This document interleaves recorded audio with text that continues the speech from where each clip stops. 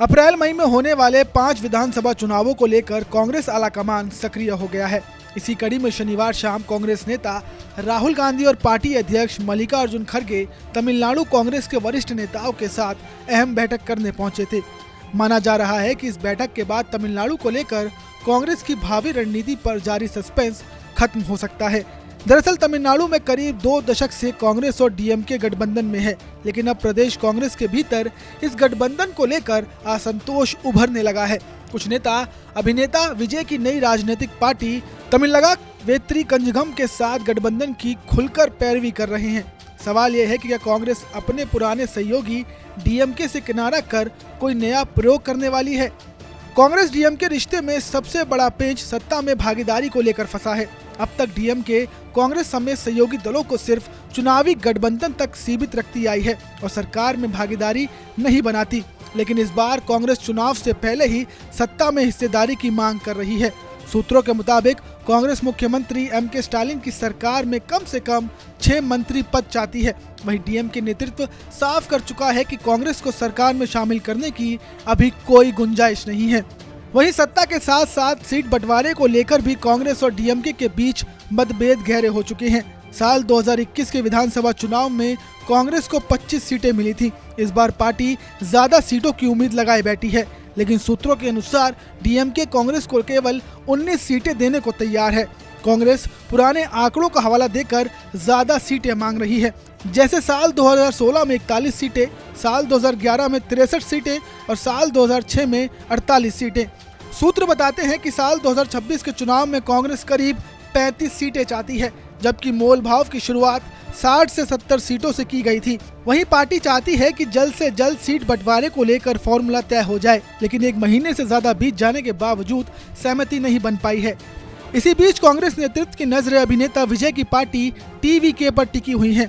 कांग्रेस के उच्च सूत्रों का दावा है कि टीवीके न सिर्फ कांग्रेस को 60 से ज्यादा सीटें देने को तैयार है, बल्कि सरकार बनने की स्थिति में सत्ता में साझेदारी बनाने का भी भरोसा दे रही है। सूत्रों के अनुसार कांग्रेस के आंतरिक सर्वे में टीवीके को करीब 30% वोट शेयर मिलता नजर आ रहा है।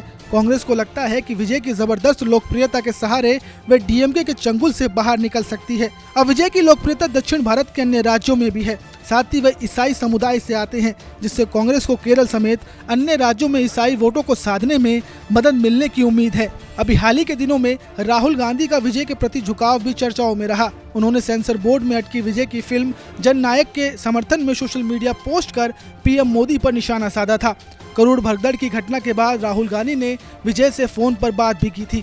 इसके अलावा राहुल गांधी के करीबी माने जाने वाले नेता प्रवीण चक्रवर्ती ने न सिर्फ विजय से मुलाकात की, बल्कि डीएमके सरकार के वित्तीय प्रबंधन में भी खुले तौर पर सवाल उठाए। अब बड़ा सवाल यह है कि कांग्रेस आलाकमान आखिर किसके साथ है। दरअसल कांग्रेस नेतृत्व के करीबी सूत्रों का कहना है कि पार्टी उस गठबंधन को तरजीह देगी जहां उसे बेहतर डील मिले। हालांकि तमिलनाडु कांग्रेस के ज्यादातर नेता राजनीतिक मजबूरी के चलते डीएमके के साथ बने रहना जरूरी मानते हैं। शनिवार को होने वाली बैठक में सीट बंटवारे, सत्ता में हिस्सेदारी और टीवीके के साथ संभावित गठबंधन, इन तीनों मुद्दों पर चर्चा होने की संभावना है। राजनीतिक जानकारों का मानना है कि टीवीके का विकल्प सामने रखकर कांग्रेस डीएमके पर दबाव बनाना चाहती है।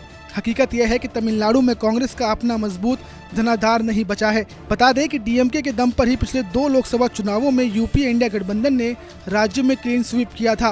केंद्र की राजनीति के लिहाज से भी डीएमके कांग्रेस के लिए बेहद अहम सहयोगी है। ऐसे में कांग्रेस के लिए पुराने साथी को छोड़कर नया प्रयोग करना आसान नहीं होगा।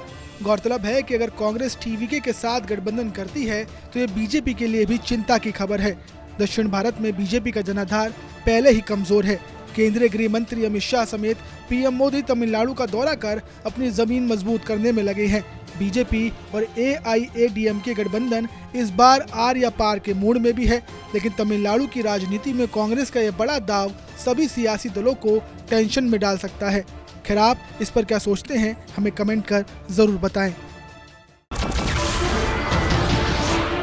नमस्कार, मैं हूं मानक गुप्ता। अगर आपको हमारा ये वीडियो पसंद आया हो तो इसे लाइक और शेयर जरूर करें, और हाँ, हमें सब्सक्राइब और फॉलो करना ना भूलें, ताकि आप देश और दुनिया की कोई खबर मिस ना करें। तो जुड़े रहिए हमारे साथ और देखते रहिए न्यूज़ 24।